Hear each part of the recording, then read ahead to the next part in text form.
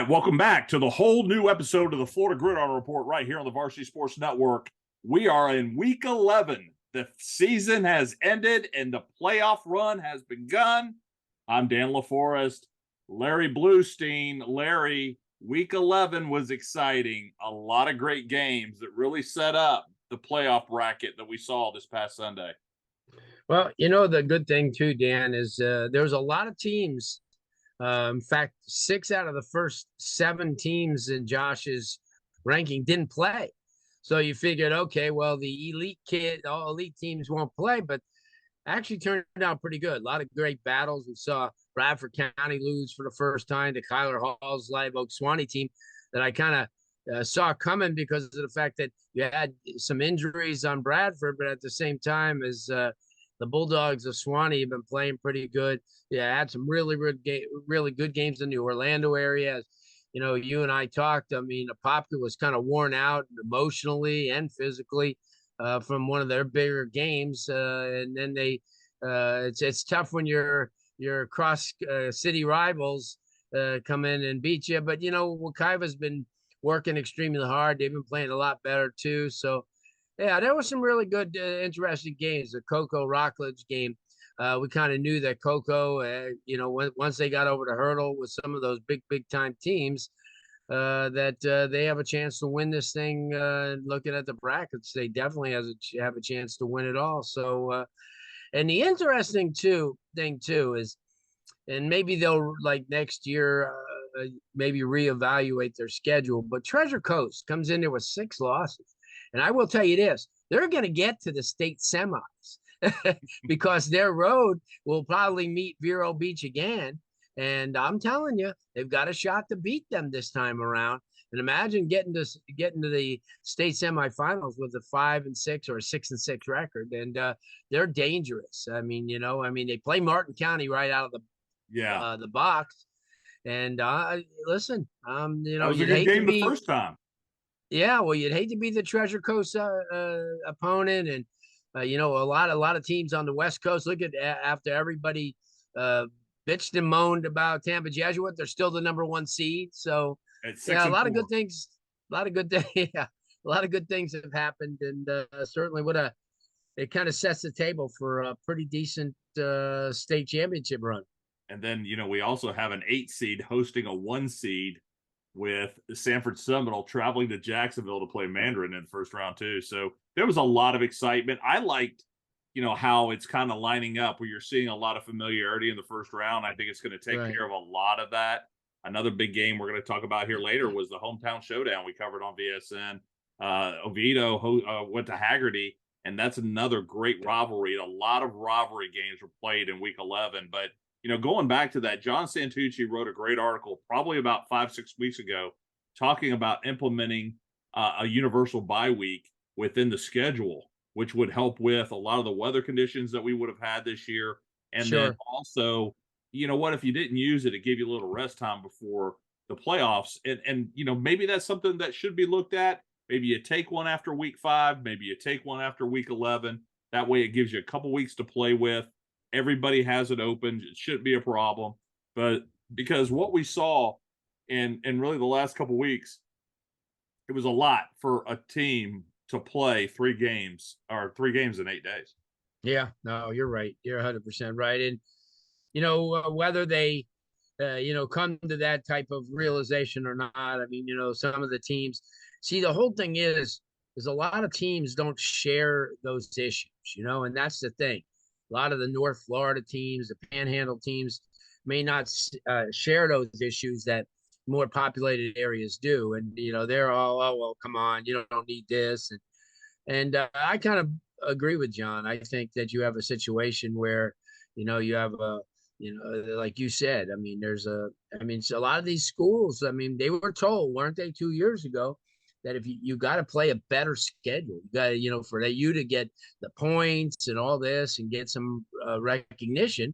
So by doing that, you kind of wear yourself thin and you play those 3 games against opponents in 8 days. And they're not just like walkover opponents. They're programs that really have an opportunity to test you. And as I think Popka, you and I were talking, is a prime example. And, I mean, Coach Rolson's done a great job. I mean, you and I talked early in the season where they couldn't get things going offensively consistently. They probably still haven't, but defensively, you got to work yourself to beat them. So yeah, I kind of agree with John. I'd like to see that happen. So, we're going to get right into it. When we come back, Larry and I are going to take that trip around the state and cover the entire region from Pensacola down to Key West. You're watching the Florida Gridiron Report right here on the Varsity Sports Network, and we'll be back right after this.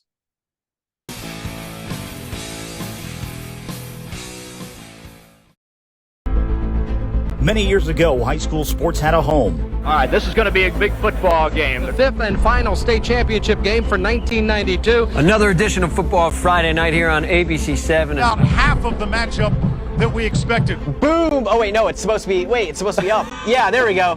Then the Friday night lights suddenly faded away for many of those watching from home. That was then, and this is now. A world in which high school sports around the state have joined a revolution for all fans in one single place.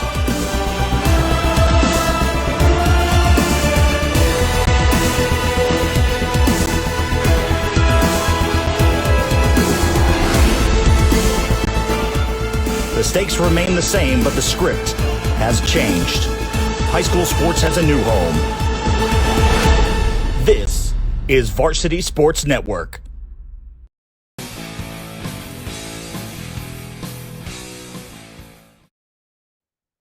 All right, welcome back to the Florida Gridiron Report right here on the Varsity Sports Network. I'm Dan LaForest. That is Larry Bluestein, and it's time to take a trip around the state. Larry, let's start in the Panhandle. This was one we talked about last week. Niceville takes care of Navarre 35-14. Well, Dan, I got a lot of feedback last week from the Niceville fans. I got some texts. I got a lot of messages saying that I was selling them short. When I said, they may not be as tough as everybody thought. And you know what? Congratulations to the Eagles. I mean, they really put it to a Navarre team that was on the upswing. And if I offended anybody, I apologize. I really do. I didn't, I was just looking at the way they were just getting by some of the teams, but they proved me wrong. And they go into the playoffs with an opportunity to do some really, really good things. Good season for Navarre, too. The Raiders have played extremely well, but I think Niceville kind of wanted to let me know and let us know that they're very much alive and kicking. No, Niceville's an excellent program, and we look forward to seeing them go deep into the playoffs. And talking about Navarre, they are hosting their first round of the playoffs as well. Let's head over to the Tallahassee region, and how about Madison County beating Rickards 28-21? Well, coming alive at the right time. This is a program that usually just glides into the playoffs, with Coach Co. Different people in place now, but still, they had a lot of young kids. They lost a lot from last year. And I think that they're starting to peak at the right time. Big win over Rickards. Rickards is a good athletic team. And I think the Cowboys are in a good position, to keep things rolling. And yeah, Price Harris goes home. This is his first year back at Madison County. He played there. He's excited to be there. And I agree with you. I think Madison County will be just as strong next year as they have been in the past. Let's head over to Jacksonville. We had a big game on VSN Jax. Ed White now 7-2 over Baldwin, now 8-2, 28-0. I'll tell you, you know what? Ed White is, there's a lot of teams in that region that we talk about. I mean, obviously Trinity Christian and University Christian and a team like Bowles and, programs like that, Mandarin. But Ed White doesn't get the props that they deserve. And I think the Commanders, certainly with a lot of talent, they've played everybody tough this year.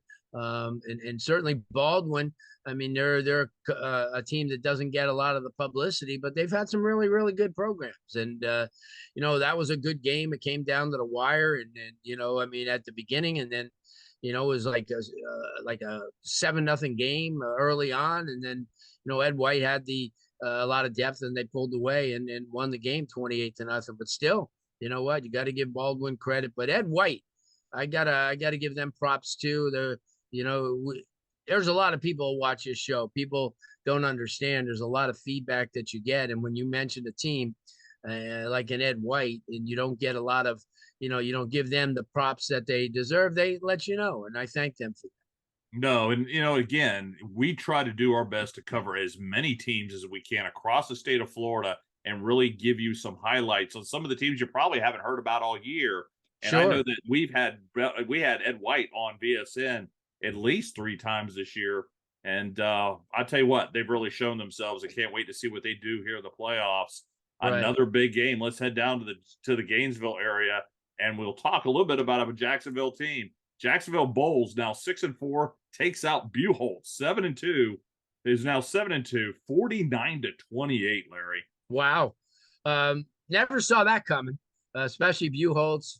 Coach Whittemore's done an outstanding job, but Bulls got embarrassed the week before. Lost to Bishop Kenny for the first time in 47 years. So obviously, I think they had one of those sit downs and said, "Listen, you know what? We're better than this." I mean, even though Bishop Kenny's a good program, and I think what happened was they figured if we could go out of the regular season with a win over a program this good, we have some momentum. And congratulations to Bulls for finishing strong. No, absolutely. Now let's head down the Orlando North region. A game we had on VSN. Oviedo now 9-1 over Haggerty 8-2 in the hometown showdown, 26-18.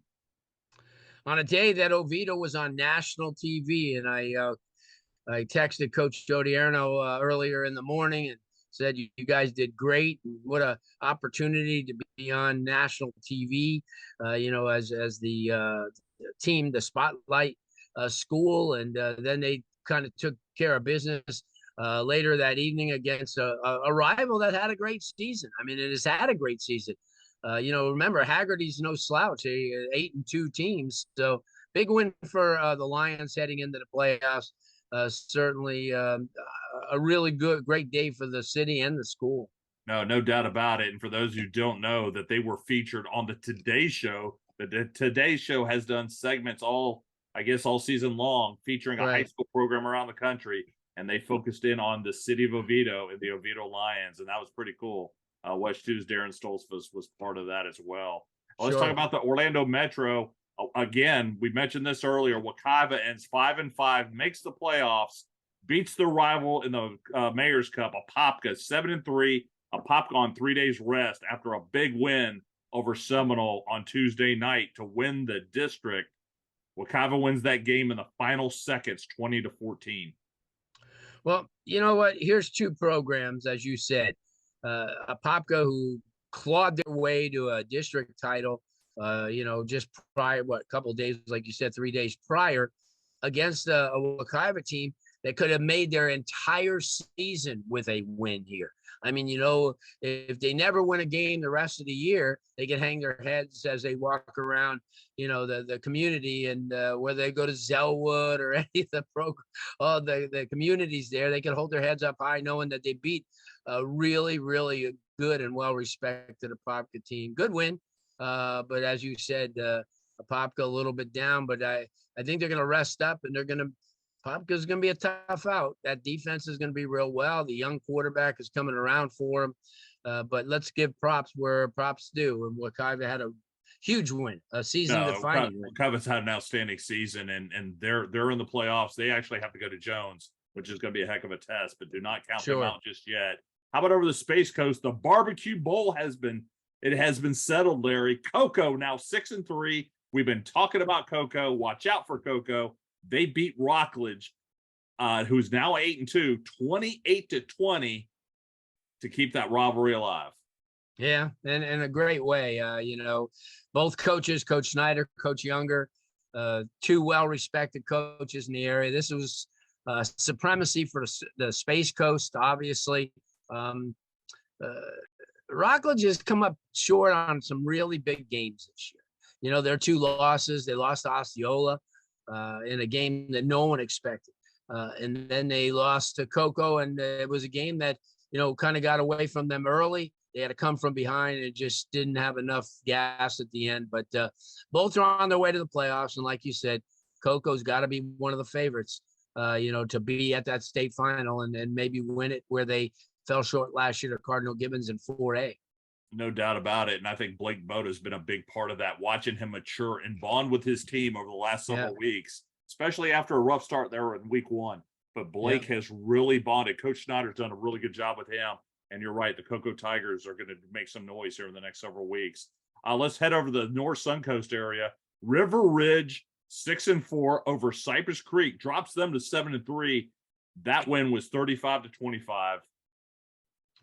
Well, the thing about River Ridge, and this was talked about after the game on Friday night, the one thing that the River Ridge players and coaches said is, we wanted this game more than they did. And they're right. They gutted it out. They played extremely hard. When you look at Cypress Creek, they've had a tremendous season. I mean, come on, they're only 3-4 years old in school, finishing. They're a lot like the Riverview Sumner School, where they hear you come up with 6-7 wins only in your third year of varsity, and they're alive. They're ready to go in the playoffs, maybe with a little bit of chip on their shoulder. That's a huge win, Dan. For River Ridge, they go to 6-4. This is a program that's had their struggles throughout the year, especially, in the Nature Coast area. And they come out up top, and they look good in doing so. No doubt about it. And Coach Greg Miller in his first year, you've got to give him a lot of credit to come in there. Moves over from the Orlando area, takes over that program, and he obviously has some things going.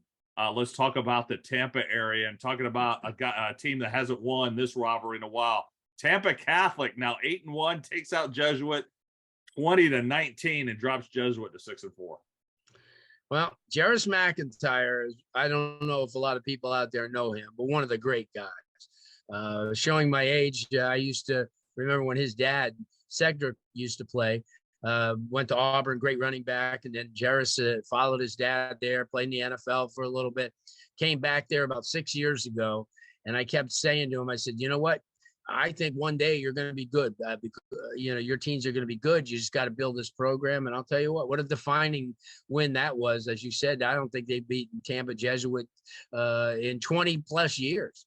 And we can't say enough about what Jesuit's done, because they've taken their lumps, but they keep coming back, and they head into the playoffs as a number 1 seed. So, huge win for the Crusaders. No doubt about it. How about the Suncoast? This was a big one. Port Charlotte now 6-2 over Braden River, 36-20. Probably the best year that Port Charlotte's had in a number of years. I mean, this is a program that has put it together, not only offensively, but some outstanding defensive talent on the team.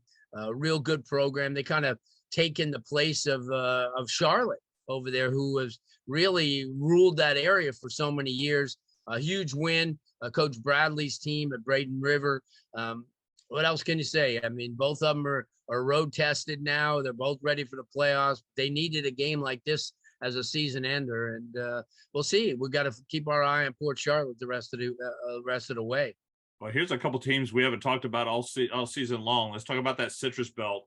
Fort Meade now 7-3 over Seffner Christian, 31-22. It's kind of strange. We're talking a couple of weeks ago about how those old days were when Fort Meade, the Miners, used to go to the state title all the time. Pretty much end up against North Florida Christian back in the day when Ernie Sims was there. Coach Coakley was the head coach. But Jamel Cornelius has done a tremendous job. Former Florida Gator, guy returned home, to a place that he grew up in, with Andrew McCutcheon and some of the great athletes that have come out of that area. Huge win. Seffner Christian has shown over the last couple of years that they compete. But I just think in this case, the Miners wanted this game more. They came out and they wanted to go on into the playoffs on a roll, and they do at 7-3. Congratulations to both teams. But my salute is to Coach Cornelius. Good guy, and really good coaching staff. All right. How about Southwest Florida? Dunbar now 7-1 over Fort Myers, 29-27. Great game. Well, I mean, I can't say enough about both teams. Coach Sirianni's program, really, they look so much forward to this game, district championship, 2-point. It was one of the, there were a few district championships on the line in the last week, I think 4 or 5, and this was one of them. This was a focal game. And Dunbar wants to make up for what happened last year. They went into the playoffs as a number 1 seed and got knocked off right off the bat by an 8 seed in Plantation. They want to guard against that happening. Obviously, as well as I do, it's been a tough year for anybody in that area with Hurricane Ian. But yeah, congratulations on Dunbar. Congratulations to the Green Wave too. They're still alive and kicking as we head to the playoffs. And how about over in the Broward area? And so many great teams down there, but we haven't talked about these guys a whole lot. Cardinal Newman goes undefeated. They beat Gulliver Prep 54-14. Well, I've been warning people all year long, and that's why I ranked Coach Jack Daniels and his Crusaders. This is a program that maybe not this year, but next year they're going to knock in the door a little bit. Obviously, they have a second-round matchup with nationally rated Chaminade Madonna. But this is a program over the last 2 years, and I watched him at camps this summer at USF and at Kaiser and at FAU, and I was impressed. He's done a great job. When he assembles an offense and defensive line with a lot of size, they're going to wake people up. He's a great coach. Look at all the years that he got it done with Dwyer. Outstanding guy. Gulliver Prep just lost so much from last year, Dan. You lose a quarterback who's at Tulane.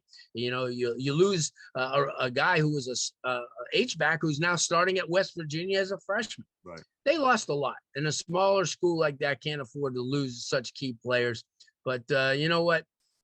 They'll be back. They've got some young kids and certainly had some productivity. But keep your eye on Cardinal Newman. I know it's going to be tough for them with Chaminade Madonna, but they'll punch back. I mean, they'll go. Obviously, if they get beat, they get beat. But I think Chaminade will know that they play a pretty decent team. All right, we only have a few seconds left. Let's talk about that greater Miami area. Coral Shores now 7-3 over Palmer Trinity, 35-27. Good win. The Coral Shores team has done a real good job this year. Palmer Trinity. It's been a tough go for them. They played in a tough schedule, but certainly down in Tavernier, Coach Holly is back. He's done a tremendous job. And before we go, I just want to talk about a Treasure Coast game last week with Martin County and Jensen Beach. Jensen Beach has had an awesome year. That thing came right down to the wire. Martin County won it 27-22. Both of them are full steam heading into the playoffs. Oh, wow. Yeah, that was definitely a big game. Well, guys, we just put a lot of miles on the car there. So we're going to take a quick break. When we come back, we got Andy Villamarzo from Sportsbook Live. Let's talk a little bit more football. You're watching the Florida Gridiron Report right here on the Varsity Sports Network, and we'll be back right after these messages.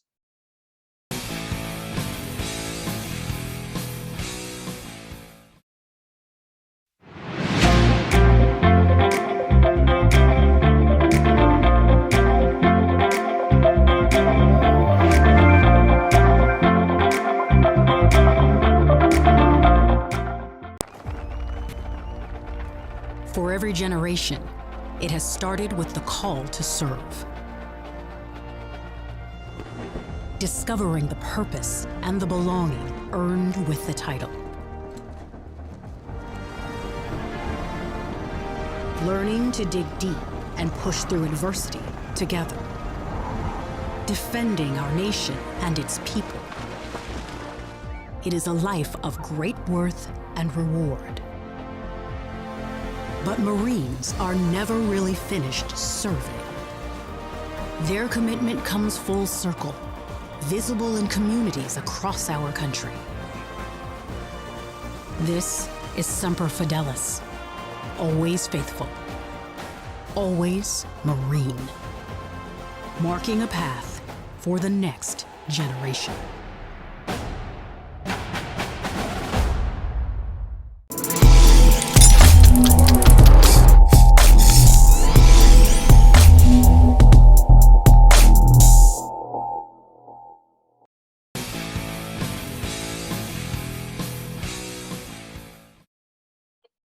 All right, welcome back to the Florida Gridiron Report right here on the Varsity Sports Network. I'm Dan LaForest. That's Larry Bluestein, and joining us from Sportsbook Live, Florida, Andy Villamarzo. Andy, welcome back, my friend. Hey, as always, Dan, been a busy day with everything, but ready for some playoff football here. And I know we're gonna recap a little bit here. I'll tell you what, Andy, when you take a look at this season, I mean, and Dan and I went over a lot of the games, especially one of the games that was kind of thrilling was Live Oak Swanee stopping Bradford County, a team that you got a chance to see last week.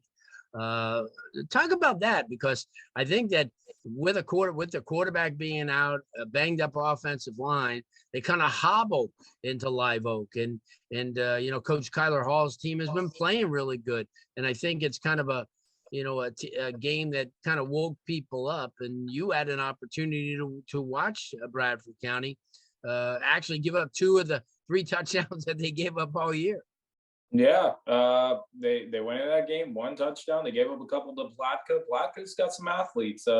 Panthers are on the up and up. They've got a turnaround going over there. But Bradford, just the thing that stood out to me, Larry, is they're not big up front. They got guys who are more undersized up on the line of scrimmage, especially on the offensive line. They really try to they're an effort team. They do have some Power 5 players, but they're mostly up front. They're smaller. They're undersized. So if they're going to beat you, they're going to beat you with basically heart, determination, effort. They're a great hustle team. And to hear that they lost to Swanee, you go into that game, you have an opportunity to go 10-0 on your season, and you lose by a narrow margin. It's got to be a little demoralizing for the Tornadoes heading into the postseason. That's for anybody. You lose that last game, you're not talking exactly about momentum. You're heading in with kind of just not a good feeling about yourself, but you got to regroup. You can't feel sorry for yourself. You got to go right into it. Guys, one of the other big games that we saw this past weekend was Osceola and West Orange. And that was a battle. I mean, that was a tight game. And we've seen that the last couple of years. Obviously, both of those teams won their district, but Osceola comes away with the win. That was a really good game this week as well. Yeah, absolutely. Osceola has been a team that when people think of them, I think back to that Lakeland game where they just narrowly lost. And I'm sure they're just like chomping at the bit. They're looking at the playoffs and they're hoping they could see the Dreadnoughts again. They'd love to exact some revenge down the stretch against them. Not to mention the Seminole game. I mean, that was another close one. Yeah. And, Larry, they were one of those programs that continued to just refocus, reload, take a look at the next week. And they had a schedule. They're going to be something to watch in the playoffs as well. Well, I liken them, and you and I talked about it, Dan, as Treasure Coast. I mean, the only thing Treasure Coast did this year was play probably one of the toughest schedules in the state, ended up with Chaminade, Madonna. And they go into the playoffs. And if you look at the brackets, they've got a chance to go to the semifinals, because they can beat Martin County. They're gonna have to most likely play against Vero Beach again, but they've got the talent. And if you haven't played a team like that, I think both of those teams that you mentioned, I think Osceola and them can be tough outs. Andy, the one big game that happened down South Florida on Saturday night was Dillard and Ely and their annual Soul Bowl game. That was actually stopped in the third quarter. They had some craziness go on down there. Shenanigans. People were jumping on the field, and they stopped the game. And from what the Ely people told me is they awarded them the win. Now, obviously, Josh and a couple of other people told me, well, they don't get the win, but it depends what side of the fence you're on. If you're Dillard, then that game wasn't finished. If you're Ely, that game was in the book. So, yeah, if you're on one side of the fence, hey, it's a feel good rivalry victory, and then if you're on the other, you're like, oh no, that didn't count. We're going into the playoffs with a no contest, basically. Right. So, guys, I'm going to ask you each one question, and this one's going to be, Larry, what was the biggest game of the 2022 season that sticks out in your mind? The biggest game of the season? Wow. There were so many great games. I'm going to have to. Huh? No pressure. No, there's not. I'm going to have to say American Heritage and Chaminade. this is a game that could have gotten away easily in the first quarter. And these are two high-profile teams. These are two teams that are ranked nationally, and it went down to the last minute of the ball game. And like I said, Chaminade could have blown that team away with if they didn't fumble the first 3 times, and then they had to hold on to win it at the end. They had to score late. So that was the best game that I thought I saw, because they went back and forth in the game, and these were, it wasn't like one team was superior and the other wasn't. Both of them were high level teams. Andy? Because I got to go to the start of the season. Miami Central beating IMG. That was the game that shot her around Florida. Yeah. Rockets beating the Ascenders over there. Just, you didn't think it could happen unless you actually saw it with your own 2 eyes. I know there's a lot of belief that the Rockets always had what it can take to go in there and beat them, because you got to have the talent, you got to have the swagger and the confidence, and we know the Rockets got that. Yeah. And you got to have that belief. You got to step onto that field in Bradenton and believe that you can beat the IMG Academy of Centers, because golly, they went and knocked out this Toronto team, poor West Toronto Prep or whatever they are, Bishop Sycamore Part 2. Yeah. I mean, I guess that they're beating up on all these teams just because of that Miami Central loss. I think they're still mad about it. So, that to me, that's a game that sticks out. I don't disagree. That was actually the game I was going to call, because really what it did, that was such a big game on a national stage that it set the tone for the entire season. And we had Coach Jube on, and again, to hear the preparation and the belief walking in there, it was not a shock to them. They fully expected to walk away with a W on the road over in the Sarasota area. So I think that was a big one. I was very impressed this past Tuesday night with the Apopka Seminole game. The biggest thing about that is it was so highly anticipated. They've battled each other in the playoffs the last 3 years. It became a district game for them this year. And really, with the questions centering the Apopka Blue Darters the entire season of, are they as good? Are they going to be able to compete at the end of the season?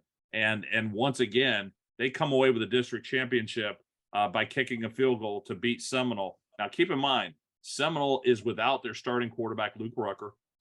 But Apopka's defense has done it all year long. And if you take a look at the schedule, people talk about Apopka, they only beat so-and-so by 3.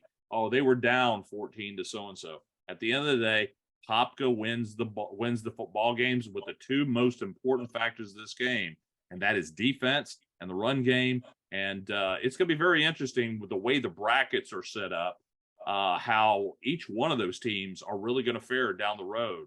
Well, guys, let's get into the Metro Suburban. So much talk at the beginning of the year of what it was good, what was bad. The bottom line is we are in the mix of it. And after seeing the bracket reveal on Sunday, after watching the show with Andy and Josh and myself and everybody that was involved with that show, there was so much great discussion. But at the end of the day, what I saw was a lot of great matchups that really didn't involve a lot of travel in the first round, Larry. Yeah, well, you're right. I mean, especially when you have teams in the Metro that, it just kind of sets the table for the second round. For a lot of those programs, like you mentioned, Orlando Edgewater, which had an unbeaten season a long time. Yeah, I had heard 1972 is the last time they went 10-0. Okay, but they have an opportunity, right off the bat, to play a pretty good team, and then looking at Tampa Bay Tech, pretty close, So I think you're right.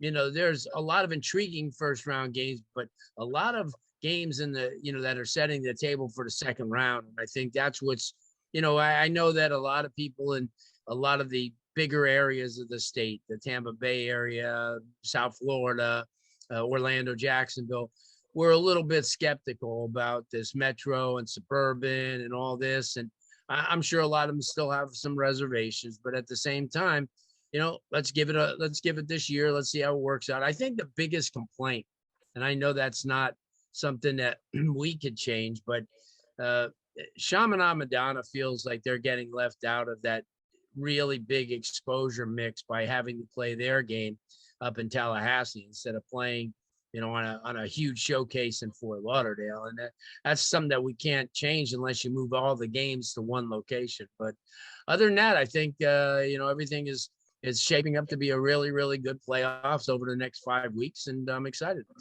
Andy, your thoughts?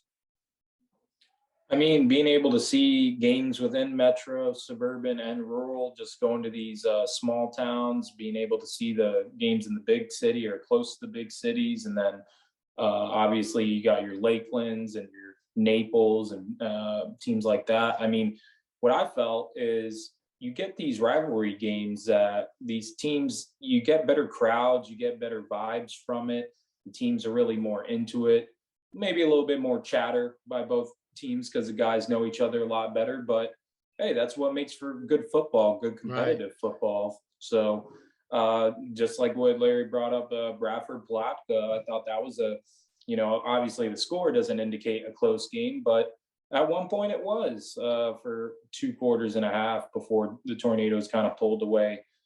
Games like that, this is what it's providing, just better matchups within the season. Getting to see teams that will pair up that you may not get to see in the playoffs. And I'm sure they're itching to play each other. They do enough Twitter talk. We all see it.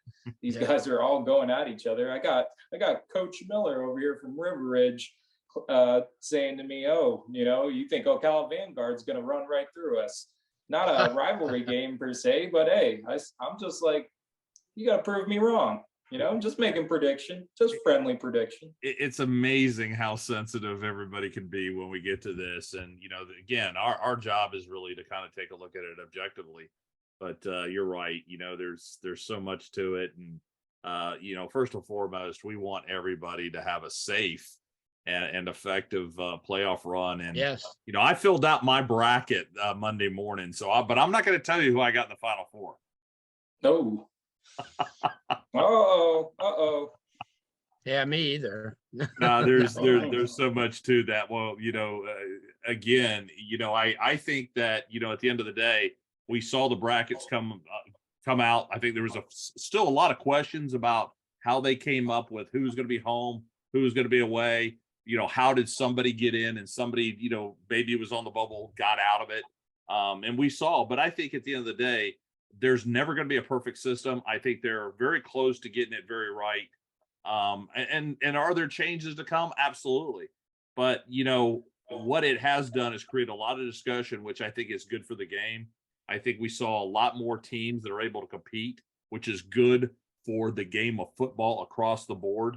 I was very vocal in the beginning of the season. I'm tired of having to talk to teams that literally look at their schedule and just cannot fathom the fact that they may not even be have the opportunity to have a 500 season.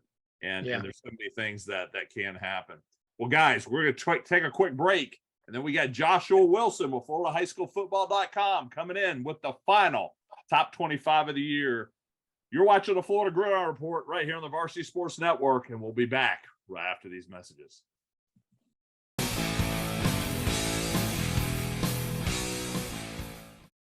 When you're under the influence of marijuana and you choose to get behind the wheel, you know it's wrong, and you can affect countless people. So if you don't think about them, you'll answer to us. Drive baked, get busted. In the market for the finest athletic apparel available, check out theimperialpoint.com. Fully sublimated designs, top quality, made in the USA apparel for any team and any fan. Check them out today at theimperialpoint.com or give them a call at 800-801-4884. Imperial Point Apparel, made in the USA.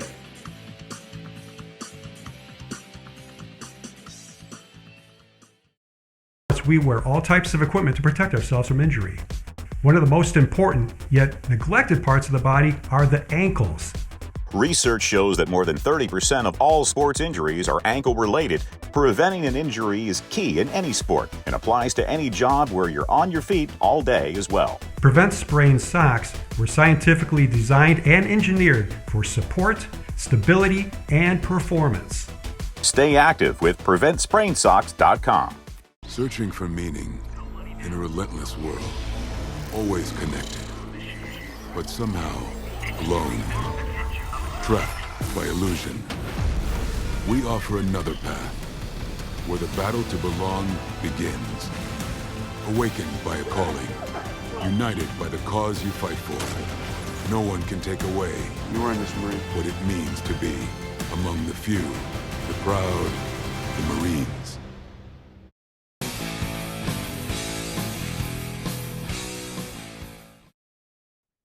All right, welcome back to the Florida Gridiron Report right here on the Varsity Sports Network. I'm Dan LaForest. That's Larry Bluestein, and welcome back, the editor-in-chief of FloridaHighSchoolFootball.com, Joshua Wilson. Josh, with the final top 25 of the 2022 season.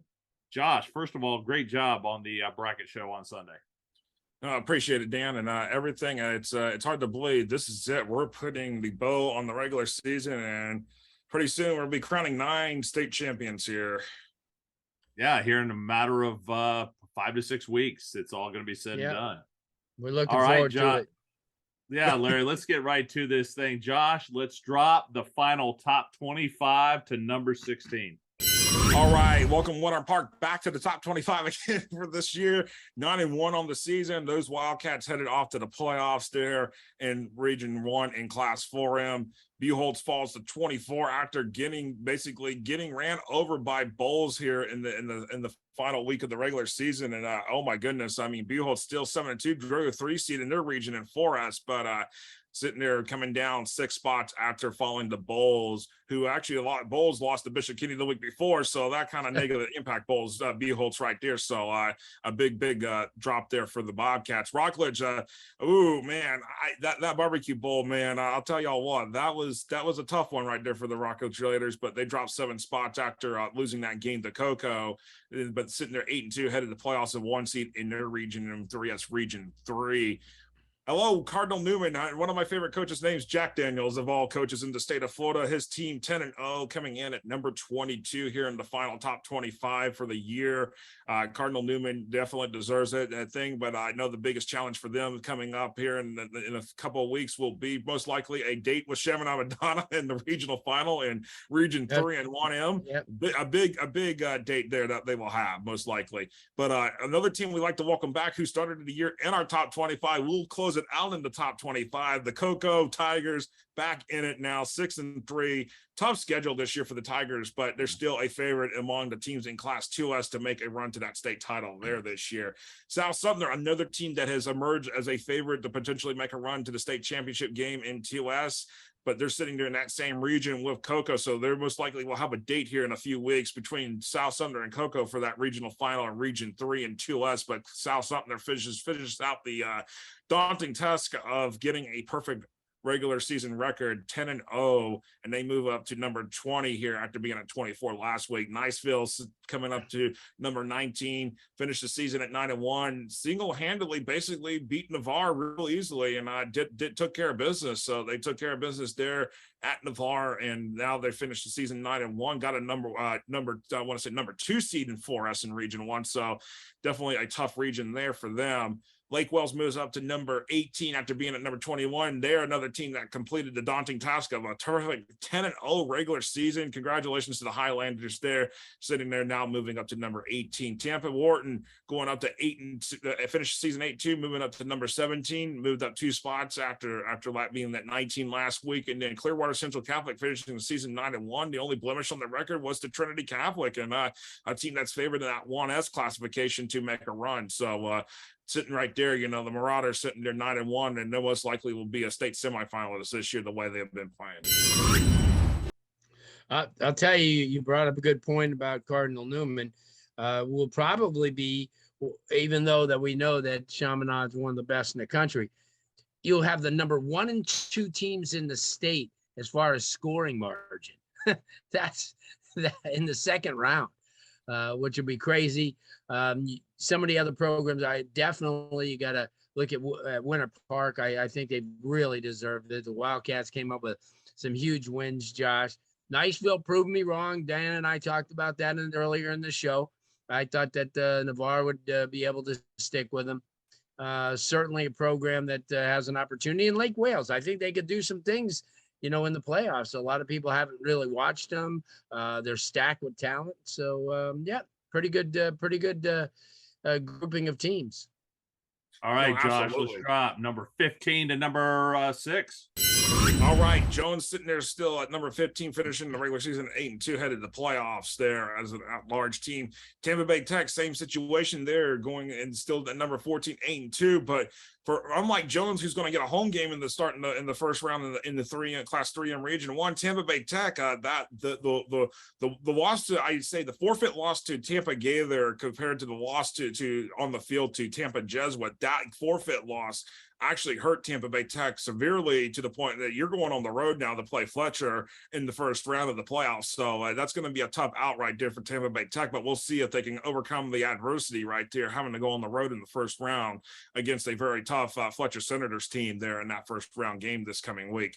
Sanford Seminoles sitting there, dropping 4 spots. I mean, they, after losing the district championship by 1.2 to the Apopka Blue Darters. I mean, that's a tough one right there. But Sanford Seminole, their 2 losses to Apopka and Venice this year, tough games for them. But Sanford Seminole, sitting there still drawing the 1 seed. Interesting thing, we mentioned this earlier in the bracket breakdown show.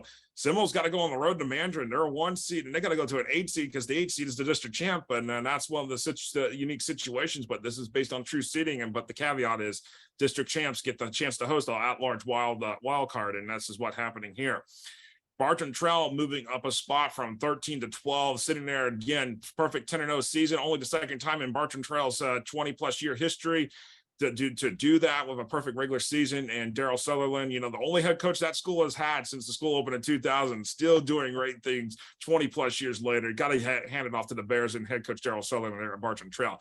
Pine Forest finishes the regular season at 9-0, headed to playoffs, number 1 seed in Region 1 in Class 3S, sitting there moving up a spot, almost on cracking the door to the top 10 right there. So big year for Pine Forest, and they're a favorite to run there in Class 3S. How about Trinity Christian, a defending state champion from last year, sitting there at 10-0, coming into the playoffs in Class 1M, one of the teams favored to make the state championship game in 1M. But we'll see if they have the horsepower available in the stable this year compared to like they had last year. See if they'll be able to get a matchup against Chaminade Madonna, because I know Chaminade Madonna would love to have that matchup again with Trinity Christian. So getting there to Trinity Christian sitting there at 10, not moving anywhere, coming in the front after the wrapping up of week 11 now.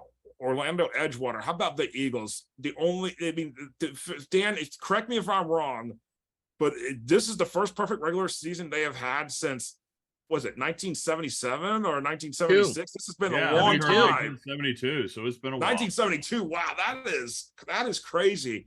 So the Edgewater Eagles finishing with a perfect regular season. I mean, you think about the years that they were under head coach Bill Gerke. There was no perfect regular season there for the Eagles when they made those run to the state championship game. So got to keep that perspective in mind there. Lakeland, sitting at number 8, no change there, 9-0 season, another perfect regular season for Bill Castle. Bill Castle's got more than I can count on my hands and on my fingers and my toes. So if that tells you anything, Bill Castle is the GOAT of coaches in this state now. Absolutely. Cardinal Gibbons sitting there, coming in at number 7, finishing the season 9-1. Plantation American Heritage, same thing, 9-1, coming in at number 6.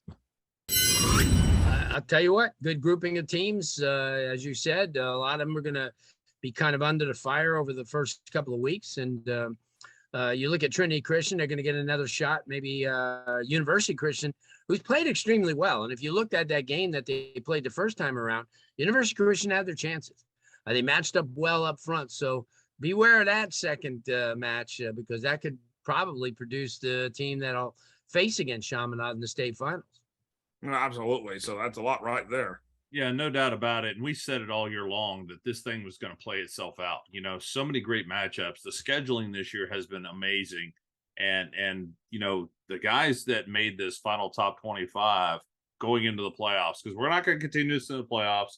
There's too much chaos going into the playoffs. I'm sure we'll come back and do a special edition of the Florida Ground Report after the first of the year, get a recap and the final top 25 for the year. But Josh, let's drop the final 5. I don't think it's changed a whole lot, has it? No, I don't think it has either. I mean, I don't know if we need the drum roll, but anyways, let's go into it. Miami, Columbus sitting there. Those Columbus Explorers finishing the regular season 9-1, sitting there going in at number 5 here, coming into the playoffs, expected to be a title contender there in that Class 4M classification. Brains and ING Academy 7-1 coming into it. They'll probably play 1 or 2 more games based upon because they're an independent. But this ING Academy is pretty much wrapping up their season there. So 7-1 on the year, staying at number 4. St. Thomas Aquinas 9-0 on the season, heading into the playoffs. A favorite there in Class 3M. Chaminade Madonna, we've talked about them finishing perfect season 9-0. They're coming in at number 2 still. And then here is the number 1 team, the overall team in the state that has been there since after week 1. Miami Central, they got that big win over ING Academy to start out of the gate. They have held on to that number 1 spot ever since then. And the Rockets are expected to go win that Class 2M title this year, barring any upsets there in the playoffs, which I don't expect because looking at their bracket, they're in region 4 and 2, and they're really going to have a big time right there. And so, but Dan, I know I'll tell you this, people can keep on FloorHSFootball.com with playoff stuff during the playoffs, and they'll be able to see what's going on, and we'll keep a track on all these teams. So, hey, it's been great here, Dan. No, I agree. And again, we appreciate all the efforts that you put in all season long, Josh. That's Joshua Wilson with FloridaHighSchoolFootball.com. You're watching the Florida Gridiron Report right here on the Varsity Sports Network. And Blue and I will be back with our final thoughts right after these messages.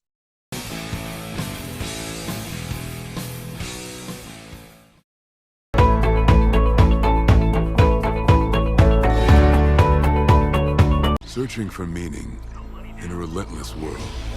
Always connected, but somehow alone.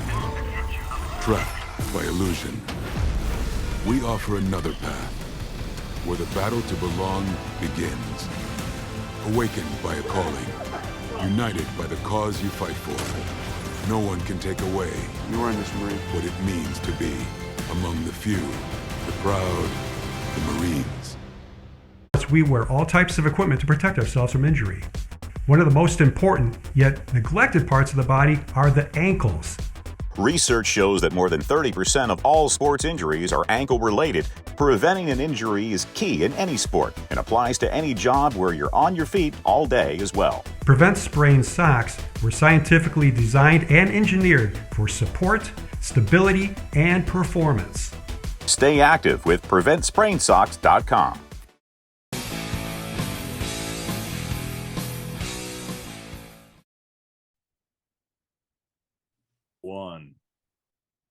All right, welcome back to the Florida Gridiron Report right here on the Varsity Sports Network. I am Dan LaForest. That is Larry Bluestein. Larry, it is over. The 2022 season, regular season, is complete, and so is the Florida Gridiron Report. It has been a pleasure working with you this year, my man. Right back at you, man. I couldn't wait till every Wednesday for this, and a lot of people, I think, started finding out about it. Hopefully next year they'll find out a lot more about it. We'll get some additional sponsors, and we'll fly this thing the right way and the way it should be. And think about it, man. I mean, for you and I to have guys like Josh and Andy Villamarzo and John Santucci and bring everybody together across the state into one show, nobody's ever done this. And it has been so much fun. And I know the viewers have enjoyed what we've done. And all we have is to look forward to the future and continue to build this, because this is what is exciting about high school football here in the state of Florida, is talking about it, talking about the possibilities, and bring all these great topics off of social media and right into your living room. Yep, I agree with you. Tonight is a perfect illustration what we have this evening. We sit down and talk to Andy Villamarzo about, some of the games that were played last week. Also take a look at some of the contests going into the first round of the playoffs and maybe even beyond. And Josh and you and I extensively broke down the top 25, the last one that we'll have for the year, and certainly a lot of teams making their debut, while a lot of the programs moving up, and deservedly so. All right. Well, for Larry Bluestein, I'm Dan LaForest. You're watching the Florida Gridiron Report right here on the Varsity Sports Network, and we'll be back with a new episode before you know it.